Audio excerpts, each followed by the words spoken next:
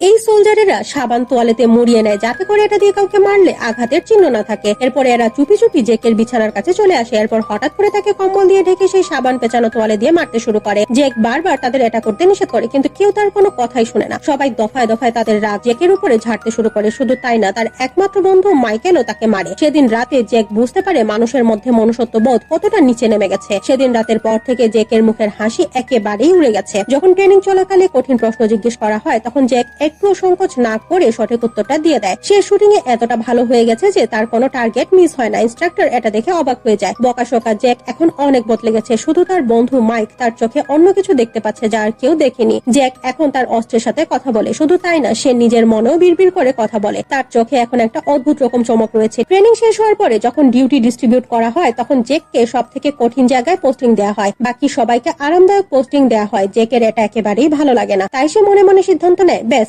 অনেক হয়েছে, আর না। সেদিন রাতে টয়লেটের ভেতর থেকে অদ্ভুত একটা শব্দ আসে। যখন মাইক সেই শব্দ অনুসরণ করে এগিয়ে যায়, তখন দেখে জ্যাক একটা জায়গায় শান্ত হয়ে বসে আছে, কিন্তু তার চোখের দৃষ্টি অনেক ভয়াবহ ছিল। মাইক বুঝতে পারে কোনো একটা ঝামেলা আছে, তাই সে জ্যাককে থামানোর অনেক চেষ্টা করে। কিন্তু জ্যাক এখন কারো কোনো কথা শোনার মুডে নেই। সে উঠে দাঁড়ায় এবং তার ট্রেনিং এর স্টেপ জোরে জোরে প্র্যাকটিস করতে শুরু করে। তার চিৎকার শুনে আশেপাশের রুম থেকে সব সোলজার বের হয়ে আসে। ইন্সপেক্টরও এখানে চলে এসেছে। সে সব সময়ের মতো অনেক রেগে আছে। সে জ্যাককে বকা দেয়। তখন মাইক তাকে জানায় জ্যাকের কাছে আসল অস্ত্র রয়েছে। এখন পরিবেশ একেবারেই বদলে গেছে। ইন্সট্রাক্টর যে সব সময় সবাইকে বকা দেয়, সে এখন খুব ভালোভাবে জ্যাককে বোঝানোর চেষ্টা করে। কিন্তু জ্যাক একেবারেই শান্ত ছিল। তার চোখে যেন ঝড়ের পূর্বাভাস। তখন জ্যাক যা করে এটা দেখে সবাই ভয় পেয়ে যায়।